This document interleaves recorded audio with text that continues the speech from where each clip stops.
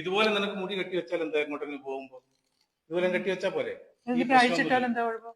ഈ അന്ന് തന്നെ അത് അഴിച്ചിട്ടിട്ട് ഈ മുടിയെല്ലാം കൂടെ എന്റെ മുഖത്തോട്ട് ഇങ്ങോട്ട് വന്നിട്ട് കണ്ണിലും വായിലും മൂക്കിലും ഒക്കെ ഓ പിന്നെ എന്റെ മുടി ഈ തുത്തുമുടിയൊന്നും മൊത്തം കൊള്ളുന്നില്ലേ? എന്നാലും എത്ര തുത്താലും കണ്ണിനകത്ത് കയറിപ്പോയ വേദന വേദനിക്കത്തില്ല. അപ്പൊ ഇന്നാലും നിങ്ങള് കൂട്ടുകാരെല്ലാം കൂടെ യാത്ര പോയില്ലേ? അന്നേരം ആ പ്രിയയുടെ പുറകിൽ ഇങ്ങനെ നിൽക്കുമല്ലായിരുന്നോ? ഇങ്ങനെ സിനിമയ്ക്കകത്തെ ഡയലോഗ് പോലെ, ടൈറ്റാനിക്കിനകത്തെ പോലെ ആ മുടിയെല്ലാം കൂടെ മുഖത്തോട്ട് പറന്ന് വീണപ്പോ ഭയങ്കര ഏതോ സിനിമയ്ക്കകത്തെ രംഗം അഭിനയിക്കുന്ന പോലെ ഇങ്ങനെ ആസ്വദിച്ചിരിക്കുന്നുണ്ട്. നിങ്ങളുടെ കൂടെ പഠിച്ച പ്രിയ. എന്നിട്ട് അവര് ചോദിക്കുന്നുണ്ട് എന്തെങ്കിലും പ്രശ്നം ഉണ്ടോന്ന്.